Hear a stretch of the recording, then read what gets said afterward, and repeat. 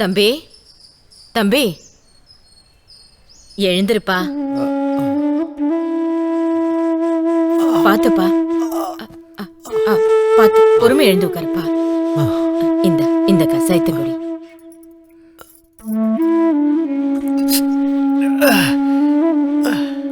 மூலிகை கசாயா கசப்பாதான் இருக்கும். உனக்கு ஏற்பட்டிருக்க உள்காயத்துக்கு இதுதான் சரியான மருந்து. குடிச்சிரியா?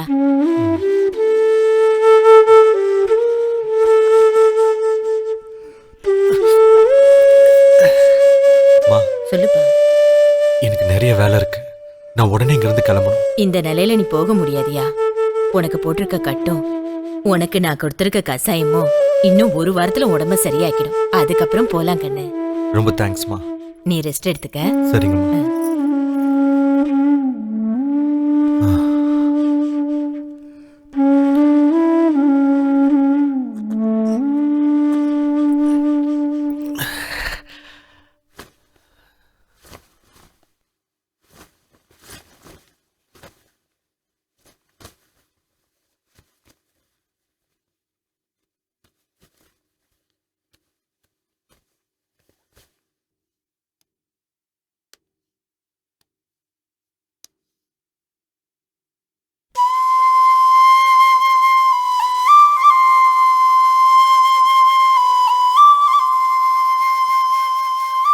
ரொம்ப நன்றிம்மா.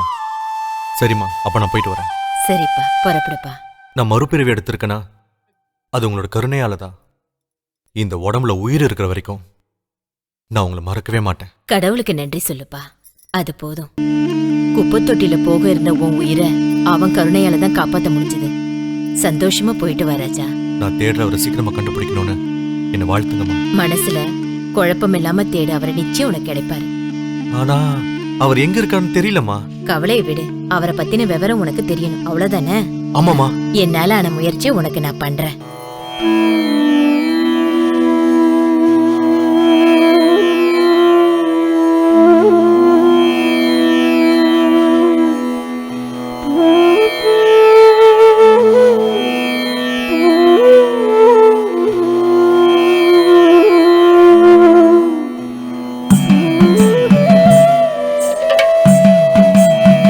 எத்தனையோ நாள் காத்திருந்தேனே என் மகனே, என்னை வந்து நீ பார்க்க.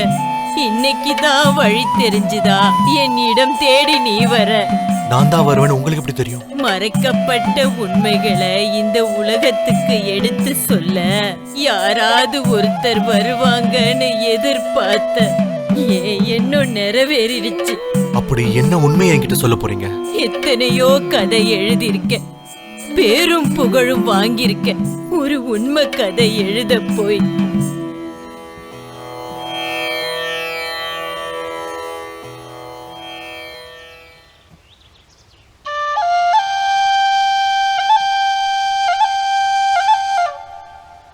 கற்பனையில் கதை உலகத்தை படைப்பதையும் கதாபாத்திரங்களை உருவாக்குவதையும் அவர்களோடு வாழ்வதும் அதையே எழுத்தாக எழுதுவதும் என் வாழ்க்கையின் முழுநேர பகுதியாக இருந்தது. ஓய்வு நேரங்களில் ஊரை சுற்றுவது எனக்கு மிகவும் பிடித்தமான ஒன்று. கண்ணில் படும் காட்சிகளும் இடங்களும் மனிதர்களும் சம்பவங்களும் எனது கதையின் கருப்பொருளாக மாறிக்கொண்டிருந்தது.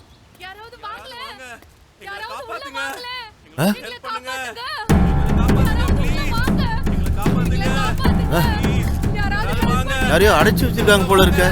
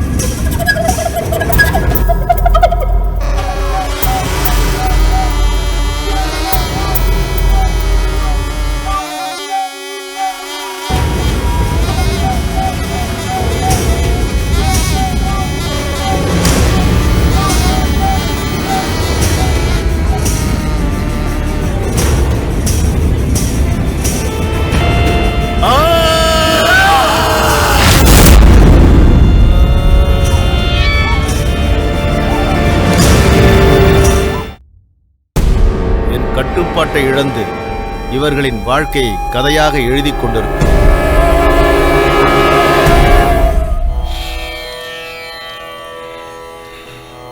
சாமி, எங்க வாழ்க்கைக்கும் வளர்ச்சிக்கும் நீங்க தான் வழிகாட்டினீங்க.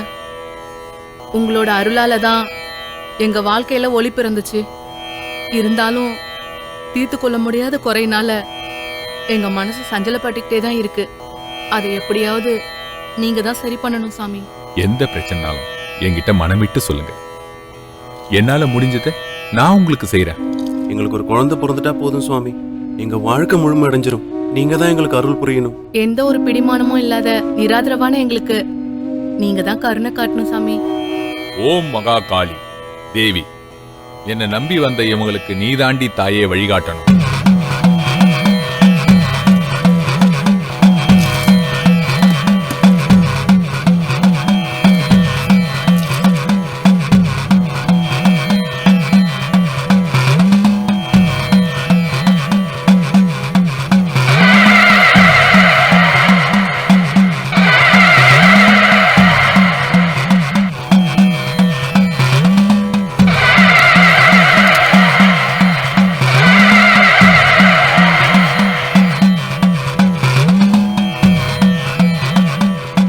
பிரச்சனை ரொம்ப சிக்கலா இருக்கு. தீர்க்கிறது ரொம்ப கஷ்டம். சாமி, எங்களை எப்படியாவது காப்பாத்துங்க. முதல்ல எழுந்திருக்க. என்ன நம்பி வந்த உங்களை காளி தேவி கைவிட மாட்டான். சந்தோஷமா போயிட்டு வாங்க. வர பௌர்ணமி அன்னைக்கு உங்க பிரச்சனையை நான் தீர்த்து வைக்கிறேன். ரொம்ப நன்றி. சந்தோஷமா போயிட்டு வாங்க. இவர்களின் வாழ்க்கையில் நடந்த சம்பவங்கள் என் கதைகளை விட வீரியம் மிக்கதாக இருந்தது.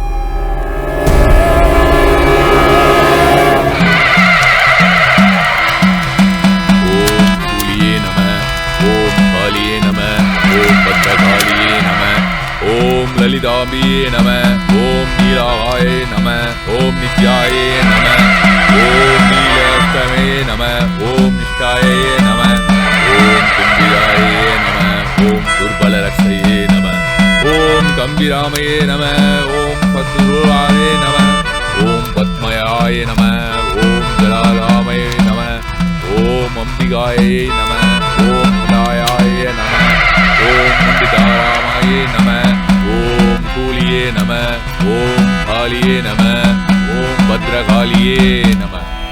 எல்லாம் அல்ல ஈஸ்வரி தாயே இவர்களுக்கு புத்திர பாக்கியம் அளிப்பாய்.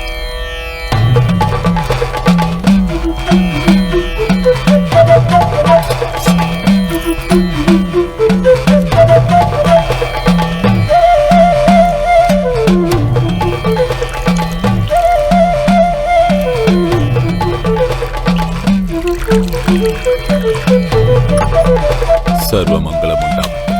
என் எண்ணங்கள் பலிக்கட்டும். இந்த தீர்த்தத்தை குடியுங்கள்.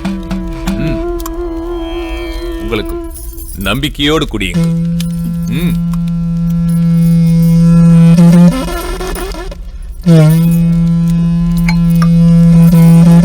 உங்க பரம்பரையில யாரோ செய்த பாவத்தின் நிழல் உங்க மேல தோஷமா படிஞ்சிருக்கு. முழு சந்திரனை கருணாகம் விழுங்கி அதோட ஒளியை பரவிடாம தடுக்குமே, அது போல பாவத்தின் கரை உங்கள் இனவிருத்தி இதுவரை தடுத்திருந்தது. ஆனால் என் மந்திர உச்சாடனங்கள் மூலம் அந்த பாவத்தின் கரையை அழித்து போக்கிவிட்டேன். பயப்படாமல் புதுமண தம்பதிகள் மாதிரி இன்று ஒன்று கூடுங்கள். எண்ணி 30வது நாள் உன் மனைவி வயிற்றில் கர்ப்பம் தரி.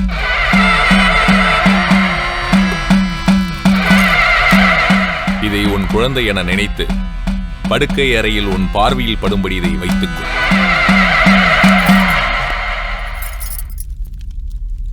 ரொம்ப நன்றி சுவாமி. சந்தோஷம். வளர்க நலமுடன்.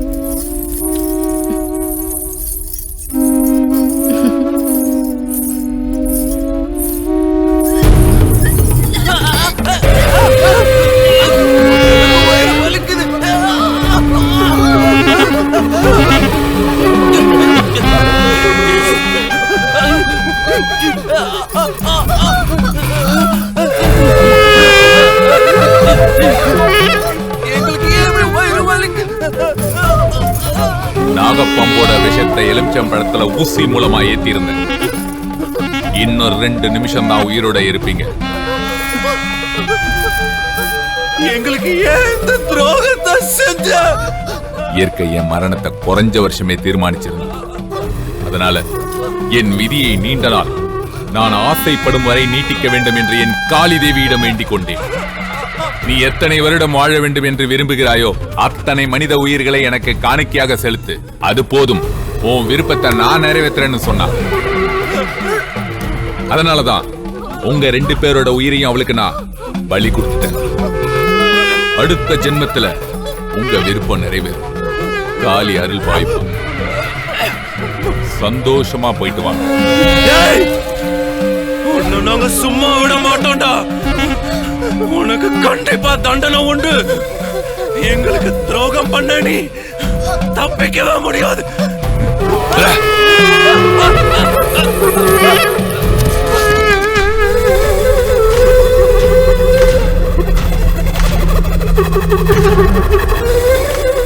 இவங்க 2 பேரையும் இந்த வீட்டிலேயே போயிச்சு.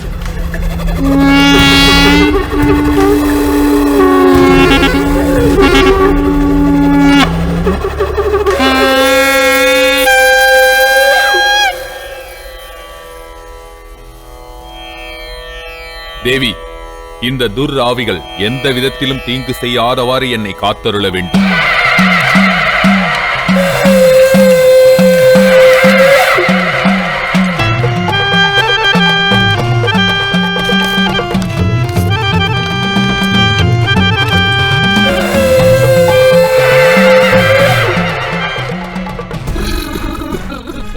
எங்களோட கதை உனக்கு புரிஞ்சிருக்கும்ல? இப்போ எங்க வாழ்க்கைய அழிச்சு எங்களோட ஆத்மாக்களை கட்டி போட்டு வச்சிருக்கிற எங்க எதிரிக்கிட்ட இருந்து எங்களை நீ விடுவிக்கணும். இல்லனா நாங்க உன்னை கொன்னுடுவோம்.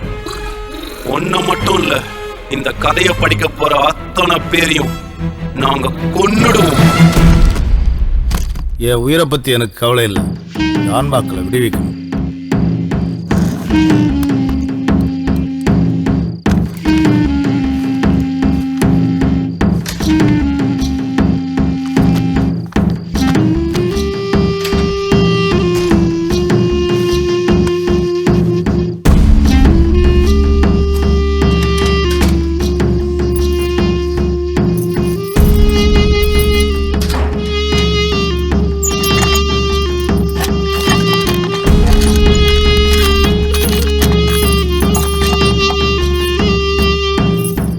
எங்க கிளம்பிட்டீங்க இந்நேரத்துக்கு? நான் வெளியூர் போறேன். ரூமை பூட்டிட்டேன். சாவியை எடுத்துட்டு போறேன். நான் வர வரைக்கும் யாரும் அந்த ரூமை திறக்கக்கூடாது. என்கிட்டயே மறைக்கிற அளவுக்கு அந்த ரூம்ல என்னதான் பூட்டி அடைச்சு வச்சிருக்கீங்க? இப்போ உனக்கு எது சொன்னாலும் புரியாது. நேரம் வரும்போது சொல்றேன். எதுவா இருந்தாலும் மனசை விட்டு சொல்லுங்க. அப்பதான் அதுக்கெல்லாம் ஒரு சால்வேஷன் உங்களுக்கே கிடைக்கும். சால்வேஷன் உங்ககிட்ட இல்லம்மா, வெளியில தான் இருக்கு. நான் அதை முடிச்சுட்டு வந்து சொல்றேன். இப்போ நான் கிளம்புறேன்.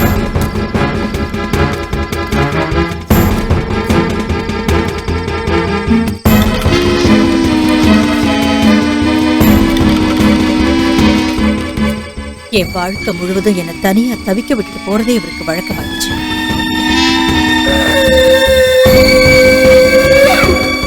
என்னால் இவரை புரிஞ்சிக்கவே முடியலையே.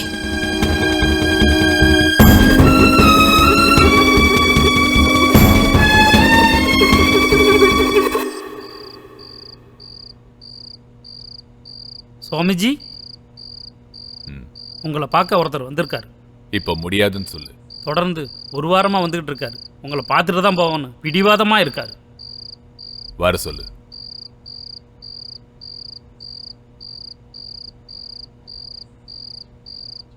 சுவாமிஜி, நான் ஒரு எழுத்தாளன், உங்கள் பக்தன். உங்கள் பாதத்தை தொட்டு ஆசீர்வாதம் வாங்கணும்னு ரொம்ப நாளாக முயற்சி பண்ணிக்கிட்டு இருக்கேன். அது இன்னைக்கு தான் கூடி வந்திருக்கு. என்ன ஆசீர்வாதம் பண்ணுங்க சார்.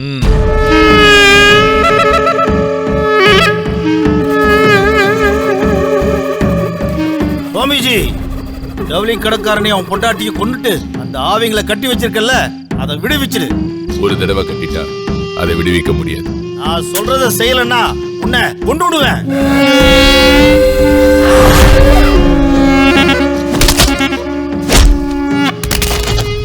வேணாம், எனக்கு கொன்னுடாத.